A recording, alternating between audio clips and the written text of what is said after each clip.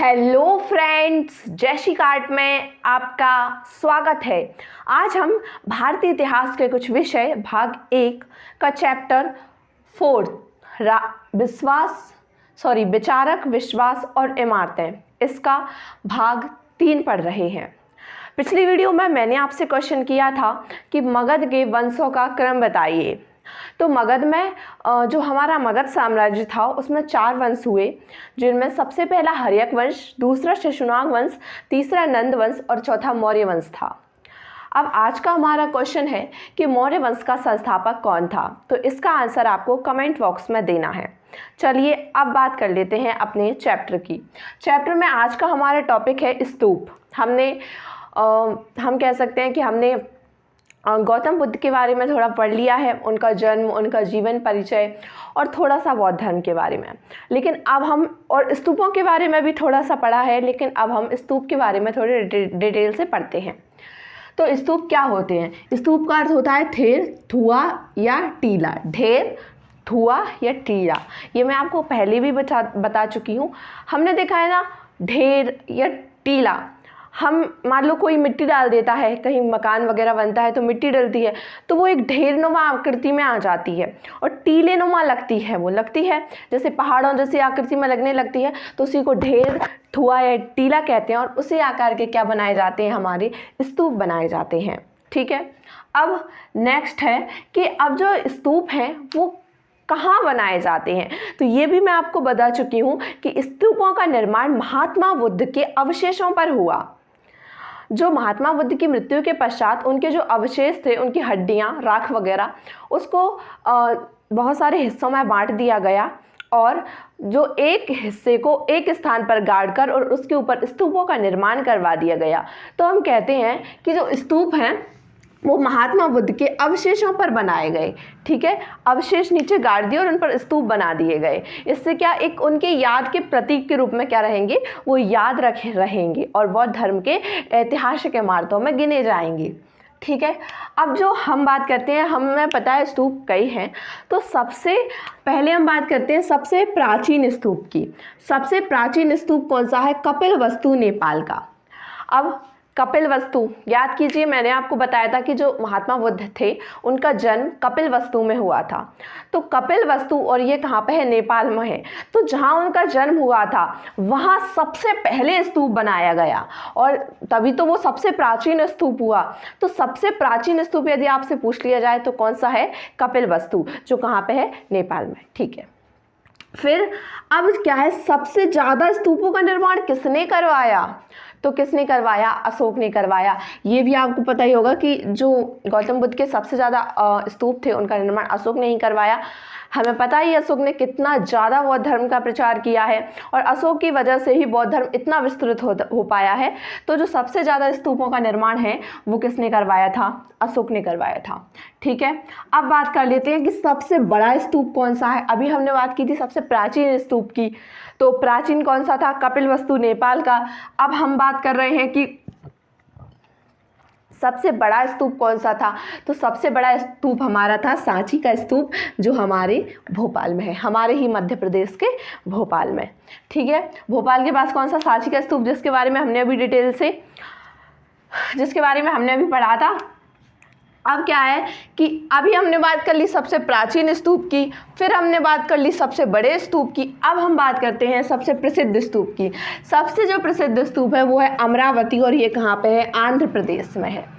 मतलब जो सबसे प्राचीन स्तूप वो कपिलवस्तु, नेपाल में। ठीक है, फिर हम कहें सबसे बड़ा स्तूप वो सांची, भोपाल में।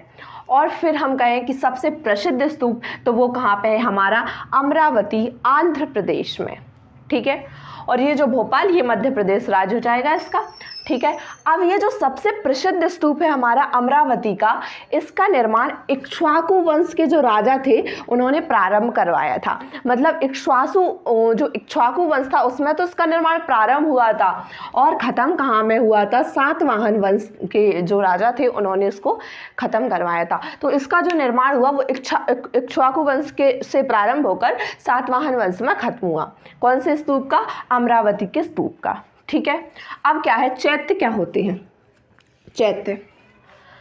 चैत्य सभागाह के बाहर शवदाह के बाद शरीर के कुछ अवशेष, शवदाह मतलब शरीर का दाह संस्कार करने के बाद, शव का दाह संस्कार करने के बाद शरीर के जो कुछ अवशेष बचते हैं उन्हें टीलों के रूप में सुरक्षित कुछ स्थानों सुरक्षित कर दिया जाता है। उन्हें क्या कर दिया जाता है? टीलों के रूप में सुरक्षित। जैसे कि हमारा क्या है? स्तूप। जैसे जब महात्मा बुद्ध का शवदाह कर दिया गया और उसके बाद उनके जो अवशेष थे उनको रखकर उन्होंने टीलों के रूप में क्या कर दिया? सुरक्षित कर दिया। तो ऐसे ही चैत्य होते हैं जो शवदाह के बाहर शरीर के बाद शरीर के कुछ अवशेष टीलों के रूप में क्या कर दिए जाते हैं? सुरक्षित कर दिए जाते हैं। और कुछ स्थानों पर क्या कर दी जाती है? छोटी सी बेदी बनाई जाती है।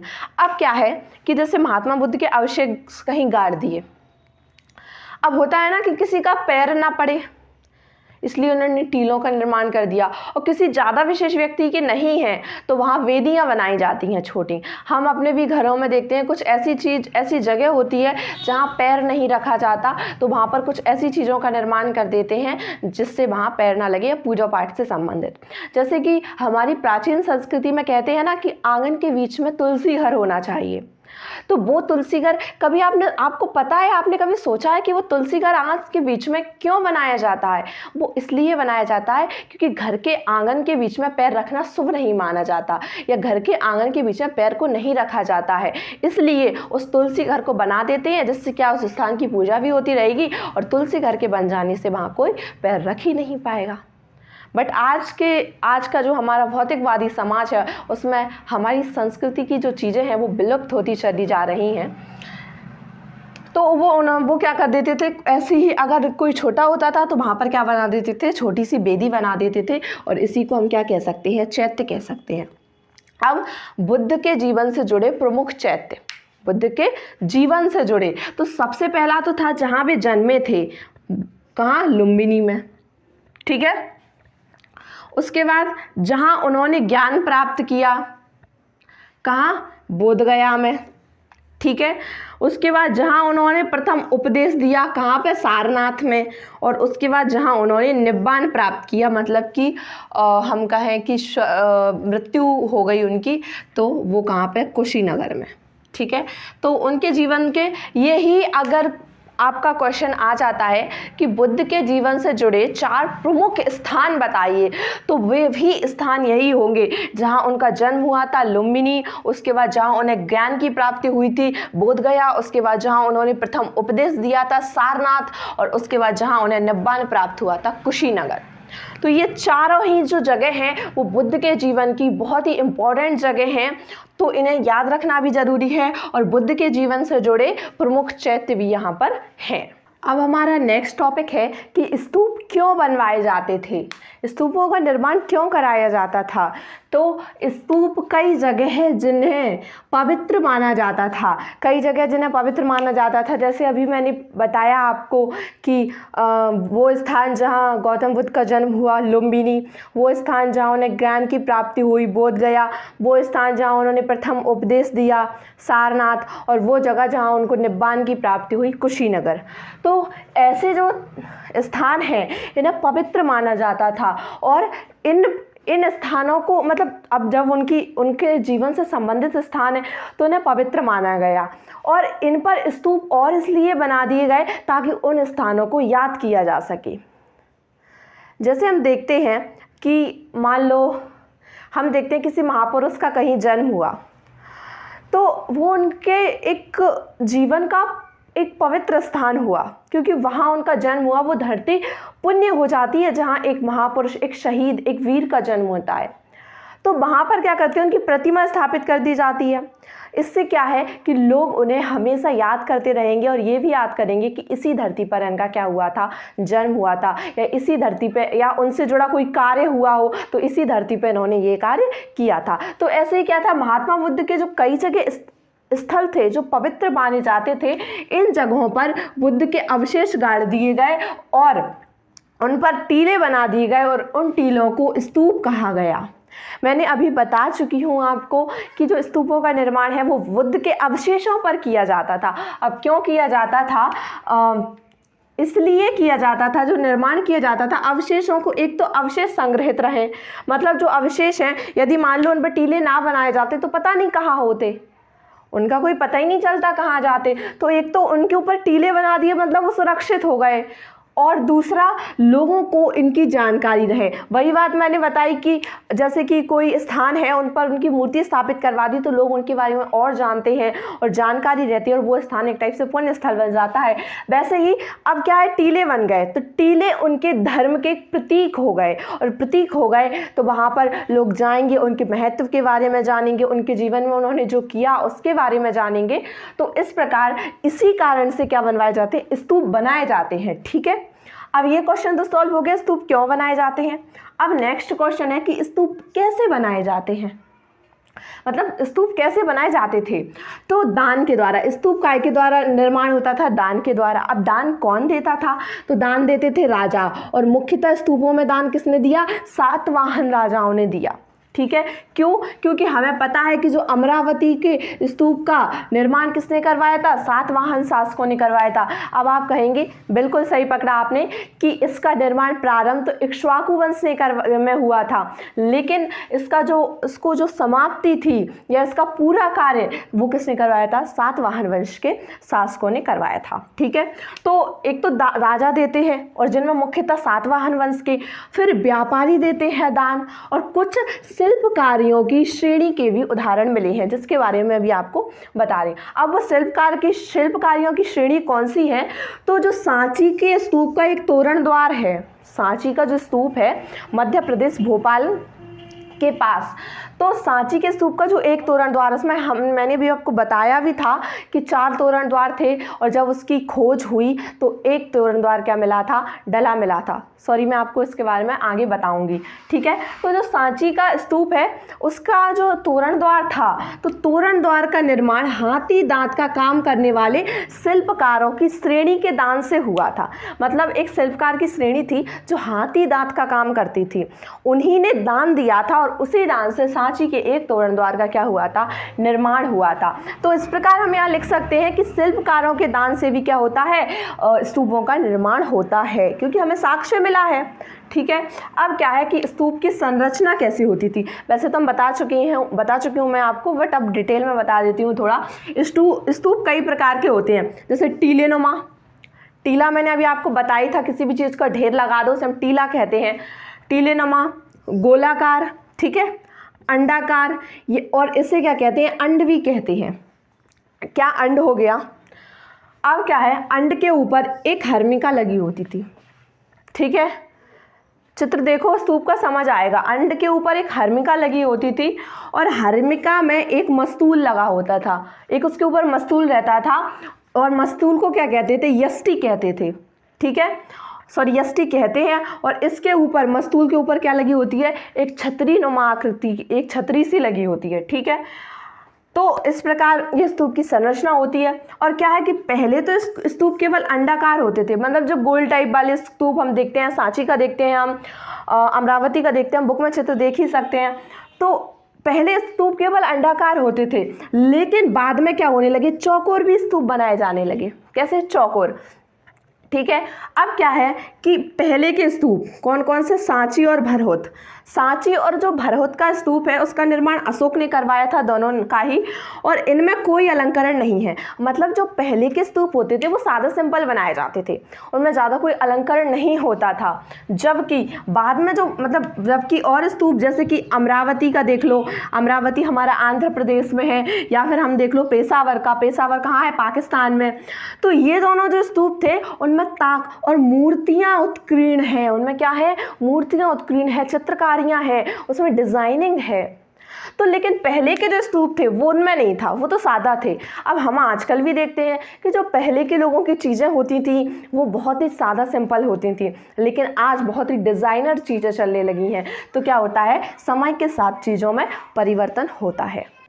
अब हमारा नेक्स्ट और बहुत ही इम्पॉर्टेंट टॉपिक है स्तूपों की खोज। स्तूपों की खोज किस प्रकार हुई, और हम इसमें देखेंगे प्रमुख रूप से सांची और अमरावती का स्तूप। ठीक है, तो हम सबसे पहले बात करते हैं कि अमरावती के स्तूप की। तो अमरावती का जो स्तूप था सबसे पहले तो हम इसका एक बेसिक इंट्रो दे देती हूँ मैं अमरावती के स्तूप का। वैसे तो आपको पता ही है, मैं बहुत बार बता चुकी हूँ पीछे, लेकिन फिर से बता देती हूँ कि जो अमरावती का स्तूप था वो हमारे आंध्र प्रदेश में है और आंध्र प्रदेश के गुंटूर ज़िले में। ठीक है, इसका जो निर्माण है वो 200 ईसा पूर्व से लेकर 200 ईस्वी के बीच हुआ। ठीक है, इसके अलावा इसका निर्माण इक्ष्वाकु वंश में प्रारंभ हुआ और हमारे सातवाहन वंश में ख़त्म हुआ। ठीक है, अब आ जाते हैं चैप्टर पे। 1796 में वहाँ के स्थानीय राजा, कहाँ के, अमरावती के, या हम कहें गुंटूर के स्थानीय राजा मंदिर बनाना चाहते थे। मंदिर बनाना चाहते थे तो उन्हें क्या मिले, अमरावती के स्तूप मिले। अमरावती के क्या मिला, स्तूप मिला, और अमरावती के स्तूप के हम कहें अवशेष मिले। तो उन्होंने क्या सोचा, मंदिर निर्माण में स्तूप के पत्थरों का प्रयोग का निश्चय कर लिया। मतलब जो 1796 में क्या हुआ, वहाँ के एक राजा थे, वो मंदिर बनाना चाहते थे। अब उन्हें अमरावती के स्तूप के अवशेष मिले। अब उन्हें ये तो पता नहीं था कि ये स्तूप है या क्या है, उन्हें कुछ भी समझ नहीं आया। तो उन्होंने सोचा कि शायद इसमें कोई खजाना वगैरह हो सकता है और वो तो मिल ही जाएगा। तो उन्होंने सोचा कि चलो एक काम कर लेते हैं, पहले इसके पत्थरों का उपयोग मंदिर बनाने में कर लेते हैं। ठीक है, तो उन्होंने निश्चय कर लिया। अब क्या है, उसके कुछ वर्षों बाद कॉलिन मैकेंजी, अब ये कॉलिन मैकेंजी कौन है, तो एक अंग्रेज अधिकारी है। कॉलिन मैकेंजी ने वहाँ की मूर्तियों का क्या किया, विस्तृत चित्रांकन किया। उन्होंने मूर्तियों का चित्रांकन किया और मूर्तियों के आधार पर अपने नतीजे निकाले।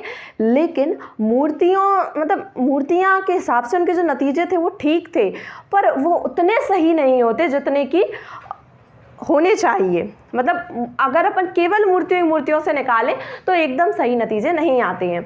इसके बाद क्या हुआ कि कुछ ही वर्षों बाद गुंटूर के कमिश्नर, हम कहें गुंटूर जिला है अमरावती का, तो गुंटूर के कमिश्नर ने अमरावती की यात्रा की और वहाँ की मूर्ति व पत्थर को जमा किया, जो मतलब इकट्ठा किया, और उन्हें कहाँ ले गए, मद्रास ले गए।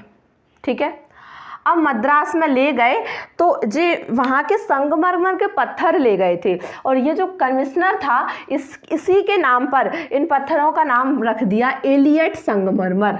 क्या, एलियट संगमरमर। ठीक है, अब उन्होंने क्या किया, ये जो कमिश्नर थे इस प्रकार फिर वहाँ उन्होंने ये जो पत्थर वगैरह ले गए और इसकी खोज वगैरह हुई होगी, तो फिर इन्होंने पश्चिमी तोरण द्वार को खोज निकाला। वहाँ का उन्हें क्या मिल गया, पश्चिमी तोरण द्वार मिल गया।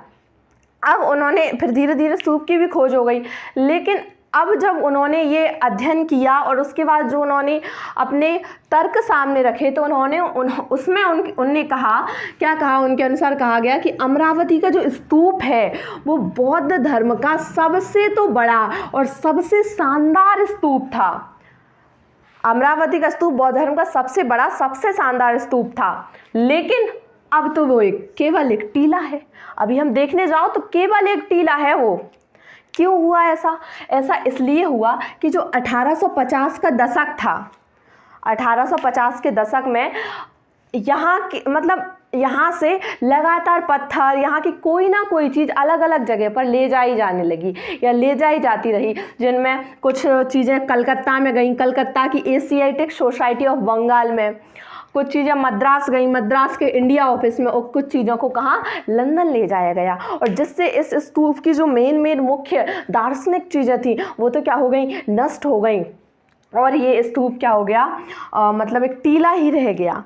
बल्कि कहा यह जाता है कि इस जो ये वाला स्तूप था अमरावती का, इसकी प्लास्टिक प्रतिकृति देनी चाहिए थी, जिससे क्या होता है कि जो मुख्य चीज़ है वो भी बची रहती है, और वहाँ पर हम अपने क्या संग्रहालय में अगर प्रदर्शित करना चाहते हैं तो प्लास्टिक प्रतिकृति ठीक है उसकी। अब बात करते हैं हम सांची के स्तूप की। तो सांची का स्तूप का जब निर्माण हुआ था तो इसके कितने तोरण द्वार थे, 4। किसने निर्माण करवाया था? अशोक ने। कहाँ पे है? भोपाल के मध्य प्रदेश में है, मध्य प्रदेश के भोपाल के पास है ये स्तूप, और निर्माण करवाया था इसका अशोक ने। ठीक है, तो सांची के स्तूप का जब निर्माण हुआ था तो उसमें 4 तोरण द्वार थे।